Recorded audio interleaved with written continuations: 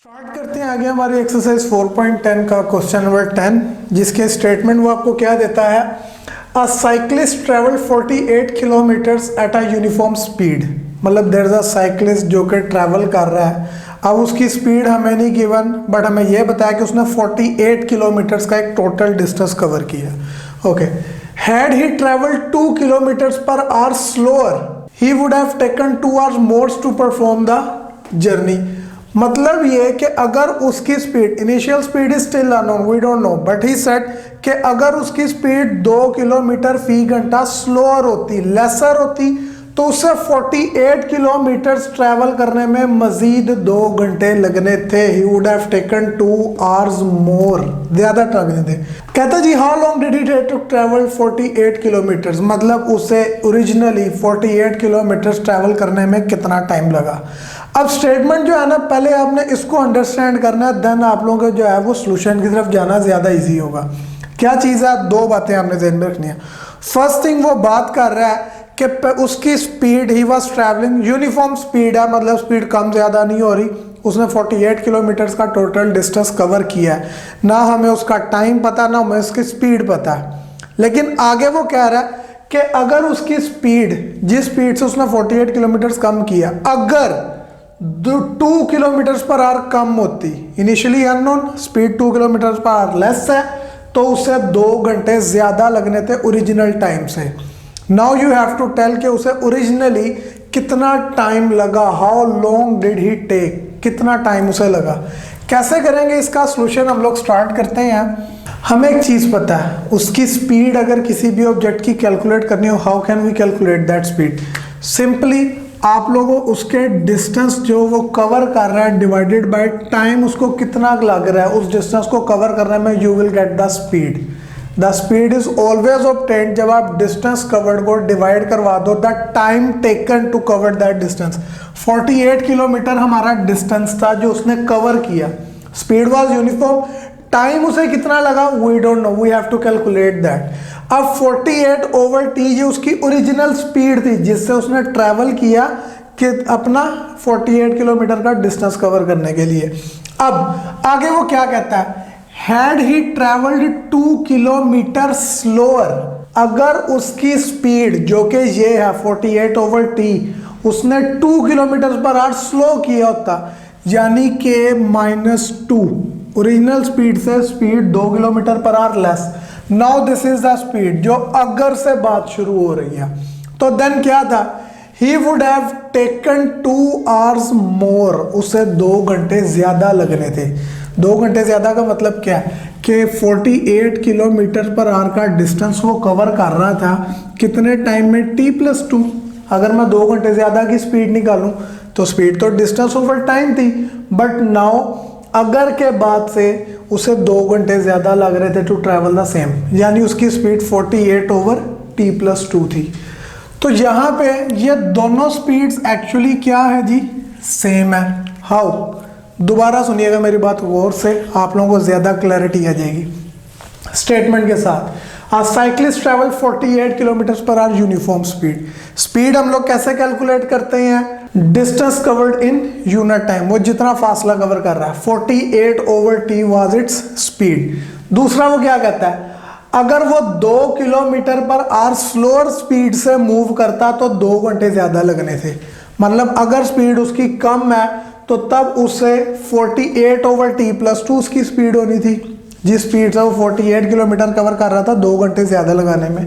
तो कहता है जी उसे 2 घंटे स्लोअर, अगर ओरिजिनल स्पीड से 2 घंटे स्लोअर होता then it would have been the same. यानी ये हमारे पास दोनों स्पीड्स को रिलेट करती एक इक्वेशन आ गया। इसको अब हम लोग सिंप्लीफाई करेंगे to get our final answer. Equation हमारे पास आ गई है जो दोनों स्पीड्स को रिलेट करती है। नाउ अब हम इस इक्वेशन को सिंप्लीफाई करेंगे। क्या है जी, आपके पास लेफ्ट साइड पे देखिए 48 over T minus 2 equal 48 over 2। Left side पे आपके पास 2 कॉमन आ रहा है, टेक दैट 2 कॉमन। आपके पास ऊपर से 2 कॉमन लिया है, यहाँ पे आपके पास 48 को 2 पे डिवाइड किया 24/t माइनस 2 जब आप कॉमन ले चुके हैं तो पीछे आपके पास क्या बच जाएगा 1 इक्वल्स 48 ओवर t+2। अब लेफ्ट साइड के ऊपर ये 2 आपका मल्टीप्लाई हो रहा है, तो जब आप इसे इक्वल की राइट साइड पे लेके जाएंगे ये डिवाइड होगा, you will gate 24/t minus 1 equals 48/2 multiply इधर आके डिवाइड होगा। जो चीज पहली डिवीजन में मौजूद है it will come as it is, उसके ऊपर कोई फर्क नहीं पड़ेगा। Now 2 1s are 2, 2 24s are 48। आपके पास बचा 24/t minus 1 equals 24/t plus 2। ये वही इक्वेशन मेरे पास एक ज्यादा सिंप्लीफाइड फॉर्म में आई है। अब मैं इसे सोल्व करता हूं, क्या होगा जी, लेफ्ट साइड के ऊपर मेरे पास फ्रैक्शन है, माइनस हो रही है, तो हमें पता है जब भी फ्रैक्शन प्लस या माइनस हो we have to take LCM.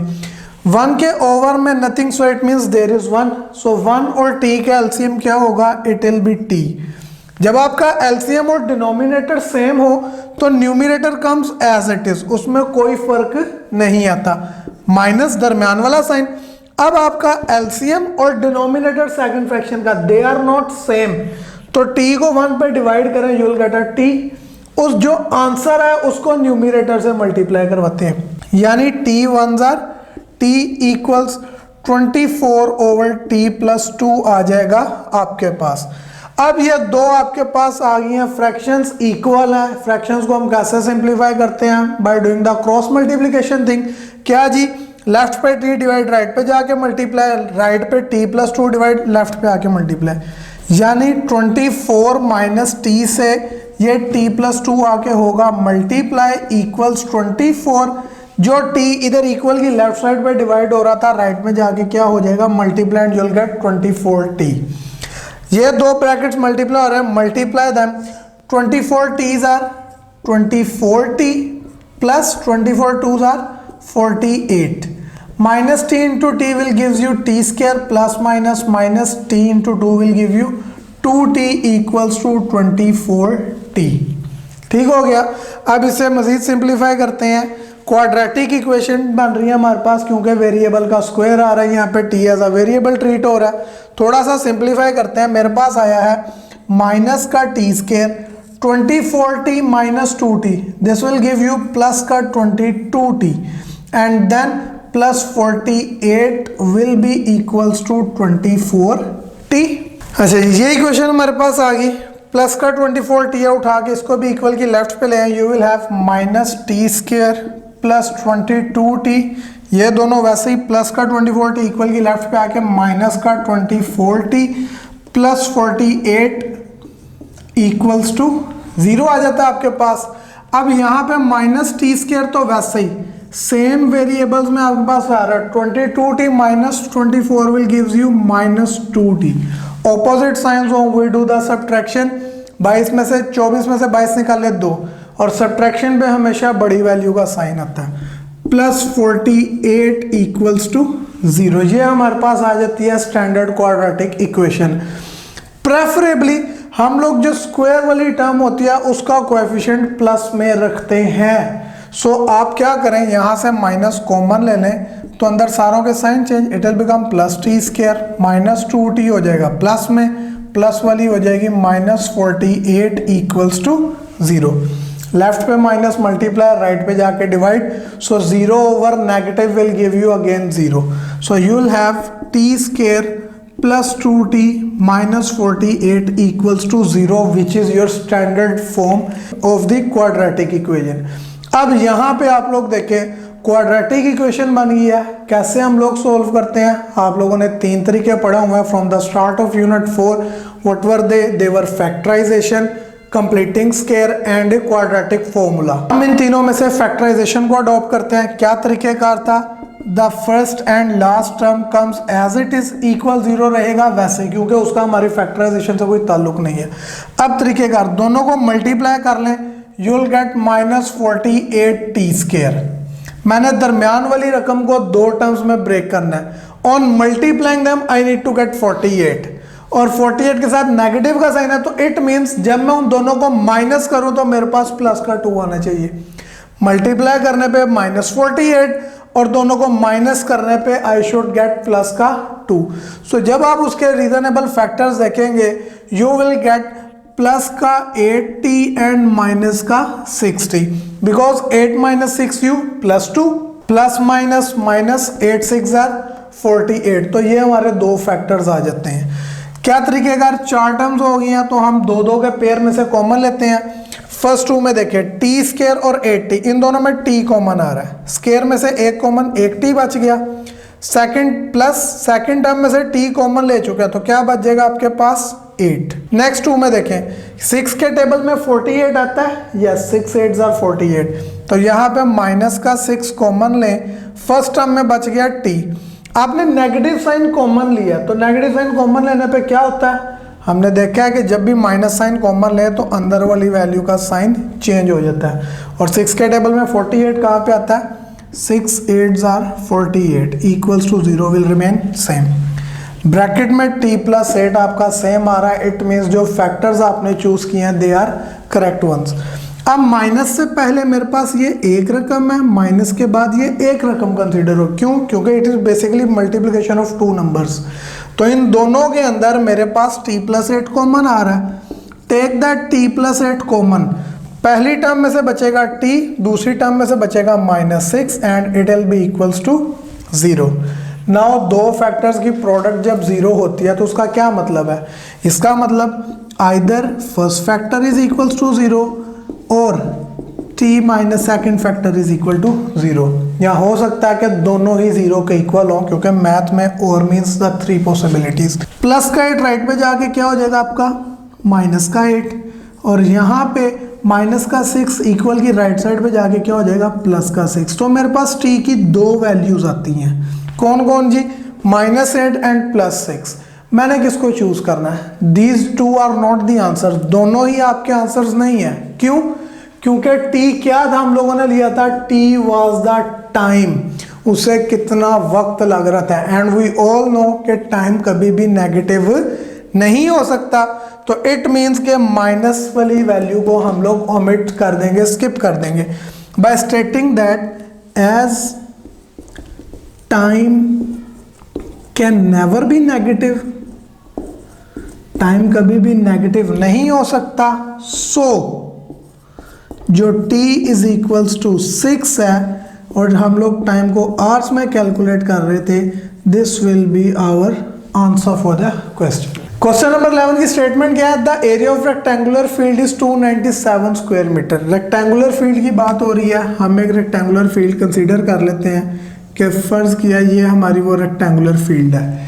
Given क्या है, area is 297 square metre, area से मुराद the inside of this rectangle, ये सारा एरिया उसने हमें दिया हुआ 297 स्क्वायर मीटर्स।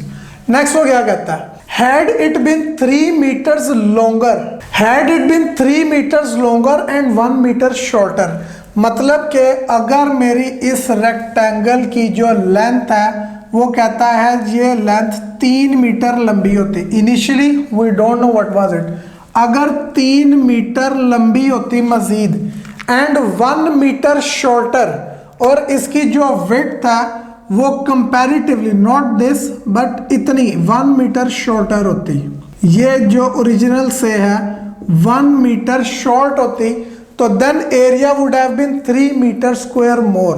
तो अब मेरे पास ये जो इसका टोटल एरिया इस रेक्टेंगल का बनना था, the new one, 1 metre width कम करने पे ये बाकी का सारा एरिया जिसको मैं ऑपोजिट में कर रहा हूँ, ये सारा का सारा एरिया कहता है would have been 3 square metres more, यानी अब 297 से बढ़ के 300 स्क्वायर मीटर्स मेरे पास इसका एरिया हो जाना था। Now I have to find its length and breadth, मुझे इसकी ओरिजिनल लंबाई और चौड़ाई चाहिए। क्या करेंगे जी, मैं कंसीडर कर लेता हूँ कि मेरे पास जो इसकी लेंथ है ना, let its length be L and its breadth be B।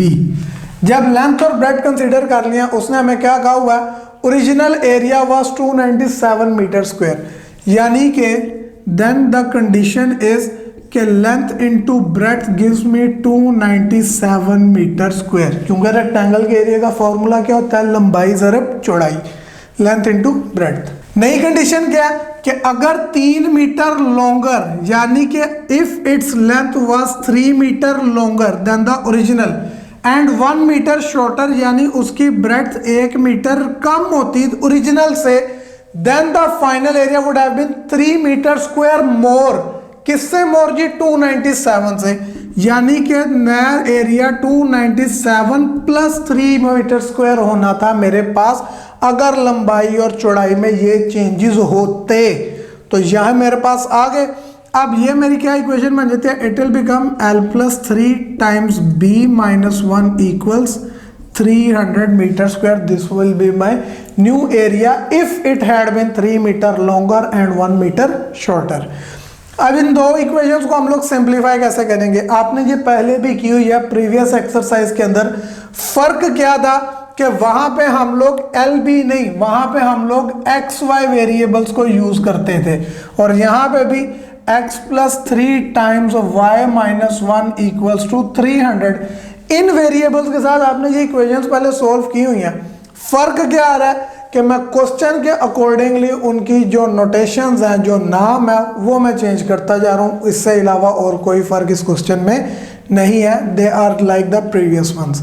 इन दो इक्वेशंस को कैसे सॉल्व किया जाता है उसके लिए हम यहाँ से एक वेरिएबल फाइंड कर लेते हैं। For example L into B was 297, मेरी लेंथ यहाँ से इक्वल आ जाएगी 297 divided by B. I will name it as 1। ये मेरे पास इक्वेशन 1 आ गई। नाउ इस इक्वेशन पे हम मूव करें, ये दोनों आपके पास मल्टीप्लाई हो रहे हैं। मैं इसमें L की जगह पे ये वैल्यू पुट कर देता हूँ जो मैंने निकाली हुई है। क्या जी? Put L is equals to 297 over B from equation 1।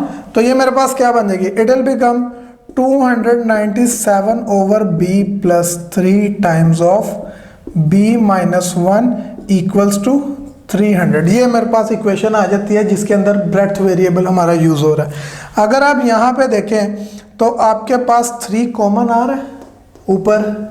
वो कैसे जी? 297 3 पे डिविजिबल नंबर है। इफ आई टेक 3 कॉमन तो 297 को 3 पे डिवाइड करवाए, आपके पास आ जाता है 99 over B will remain same plus 3 आपने कॉमन ले लिया तो पीछे कौन बचेगा? 1 into B minus 1 equals to 300। अब ये 3 जो इक्वल की लेफ्ट साइड पे मल्टीप्लाई हो रहा है, राइट पे लेके जाऊंगा तो क्या हो जाएगा? Divide. You will gate 99 over B plus 1 times B minus 1 equals 300 over 3। और जब आप 300 को 3 पे डिवाइड करेंगे व्हाट विल यू गेट? 100। आपके पास क्या आ जाएगा? 99 over B plus 1 times B minus 1 equals to 100 आ जाती है हमारे पास नई इक्वेशन। अगर आप गौर करें तो ये इक्वेशन भी सेम प्रोसीजर पे सिंप्लीफाई होने जैसे हमने पिछले क्वेश्चन में किया था फ्रॉम योर लेफ्ट साइड। बस फर्क क्या है? वहां पर 24 over T minus 1 equal 48 over something था। यहाँ पे हम लोग पहले इसको मल्टीप्लाई करवाएंगे। ओके, ये इक्वेशन आ जाती है। अब इसको मल्टीप्लाई करवाना है। मल्टीप्लाई करवाने से पहले मैं एक काम और करता हूँ। ये लेफ्ट पे जो मेरी फ्रैक्शन है मैं इसका एलसीएम ले लेता हूँ ताकि मेरी सिंप्लीफिकेशन इजी हो जाए। तो 1 के ओवर में nothing, so it means there is 1। तो B और 1 का एलसीएम आपके पास क्या आ जाएगा? B। एलसीएम और डिनोमिनेटर सेम हो तो ऊपर वाली वैल्यू वैसे ही आ जाती है। Plus 1 and B they are different, तो B को 1 पर डिवाइड करें यू विल गेट B। ऊपर मल्टीप्लाई कर दे B 1s are B into B minus 1 equals to 100 आपके पास आ जाता है।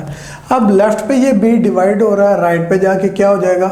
मल्टीप्लाई। आपके पास आ जाएगी equation 99 plus B into B minus 1 equals to 100 times B, क्योंकि लेफ्ट पे डिवाइड जाके 100 से मल्टीप्लाई होने पे यू विल गेट 100B। अब आप इसको सिंप्लीफाई करवा ले। क्या जी? मल्टीप्लाई हो रहा है, मल्टीप्लाई करवा ले। 99 को B से किया you will get 99B। 99 minus 1 are minus 99। Similarly plus B दोनों से होगा तो B into B will gives you B का square plus minus minus B 1s are B आ जाता है इक्वल्स टू 100B आपके पास आ गया वैसे ही। अब इसके अंदर क्या सिंप्लीफिकेशन है? 99B माइनस B कितने आ जाते हैं? You will get 98B। You will had B का square 99 minus B plus 98B minus 99 equals to 100B। Standard बन रही है बी स्क्वायर फिर बी देन कांस्टेंट, लेकिन राइट साइड पे जीरो नहीं है तो उसको उठा के लेफ्ट पे ले हैं, आपके पास आ जाएगा बी स्क्वायर प्लस 98b, ये तो आ गए वैसे ही जो इक्वल की राइट साइड में प्लस का 100 भी है, लेफ्ट पे आके माइनस का 100b माइनस 99 इक्वल्स टू 0।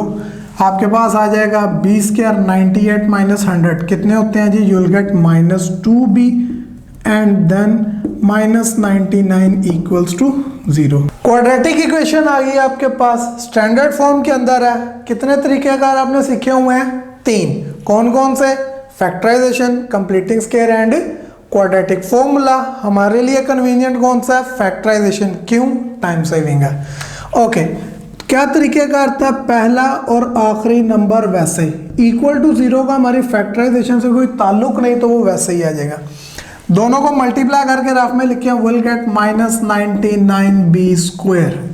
अब तरीकेकार क्या है, मिडल टर्म माइनस 2b को तोड़ना दो रकमों में, मल्टीप्लाई करने पे माइनस 99 और उन दोनों को सबट्रैक्ट करने पे -2, क्योंकि 99 के साथ माइनस का साइन है सो हमने सब्ट्रैक्शन ही करनी है। मल्टीप्लाई करने पे माइनस 99 और उन दोनों फैक्टर्स को आपस में सब्ट्रैक्ट करने पे -2। सो वो नंबर्स क्या हो सकते हैं आप लोग ढूंढिएगा, I will tell you what will they be. They will be plus का 9b एंड माइनस का 11b। Why, plus minus minus 11 9s are 99, multiply करने पे हम 99 ले रहे हैं। ऑपोजिट साइन है सब्ट्रैक्शन, 11 में से 9 निकाल ले 2, सब्ट्रैक्ट करने पे भी सेम हमारी फैक्टराइजेशन की दोनों कंडीशंस पूरी हो रही हैं। 4 रकमें आ गई, दो में से कॉमन, फर्स्ट 2 में आपके पास b कॉमन आ रहा है, इधर से बचेगा b प्लस 9b में से b तो कॉमन ले लिया, अंदर क्या बचा 9। सेकंड 2 में आपके पास क्या कॉमन आ रहा है, 11 के टेबल में 99 आता है, यस, कहाँ 9 पे, तो माइनस 11 लिया कॉमन, इधर से बच गया b। नेगेटिव कॉमन लिया तो साइन तो चेंज होगा सेकंड वैल्यू का, 11 के टेबल पे 99 आता है, 9 पे इक्वल्स टू 0। b प्लस 9 दोनों कॉमन फैक्टर्स हमारे सेम आ रहे हैं तो इट मीन्स हमारी फैक्टराइजेशन सही जा रही है। अब माइनस से पहले एक रकम, माइनस के बाद दूसरी रकम, दोनों के अंदर b प्लस 9 आ रहा है कॉमन, इधर फर्स्ट में से बचेगा b, सेकंड में से -11 इक्वल्स टू 0। दो फैक्टर्स की प्रोडक्ट 0 रिजल्ट करने का क्या मतलब है, दैट आइदर ऑफ देम और बोथ आर इक्वल टू 0, यानी या तो b प्लस 9 इक्वल 0 होगा या फिर b माइनस 11 इक्वल 0 होगा। अगर ये है तो ब्रेड्थ इक्वल आ जाती है -9, प्लस 9 राइट पे जाके -9, लेकिन अगर ये है तो माइनस का 11 राइट पे जाके क्या हो जाएगा +1।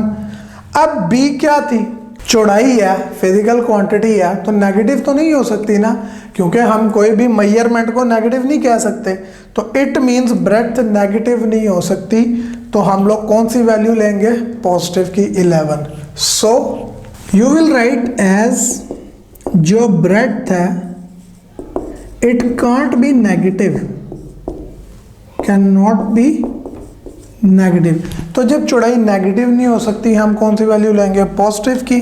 सो आप ब्रेड्थ की कौन सी वैल्यू लेंगे, +11 मीटर्स। मीटर्स क्यों, क्योंकि हमारी सारी गिवन हमें वैल्यूज थी वो मीटर्स में ही गिवन थी, तो मेरे पास रेक्टेंगल की ब्रेड्थ चौड़ाई आ गई 11। दूसरी चीज हमने क्या फाइंड करनी थी, लेंथ और ब्रेड्थ। ब्रेड्थ आ गई, लेंथ कहाँ से निकलेगी, एक इक्वेशन 1 हमने बना के रखी हुई थी, शायद आप भूल गए हैं, L = 297/b। इसके अंदर ब्रेड्थ की वैल्यू पुट कर दें, put value of b in equation 1 and what was that, L = 297/b। b की वैल्यू क्या है जी 11, 297 को 11 के ऊपर डिवाइड करें, what will you get, you will get L = 77 meters. This will be your value of length of that rectangle. तो length 77 metres होगी, breadth आपके पास क्या होगी 11 मीटर्स। हम लोगों ने अपनी कोरेस्पोंडिंग वैल्यूज जो है वो फाइंड कर ली हैं फॉर दिस क्वेश्चन।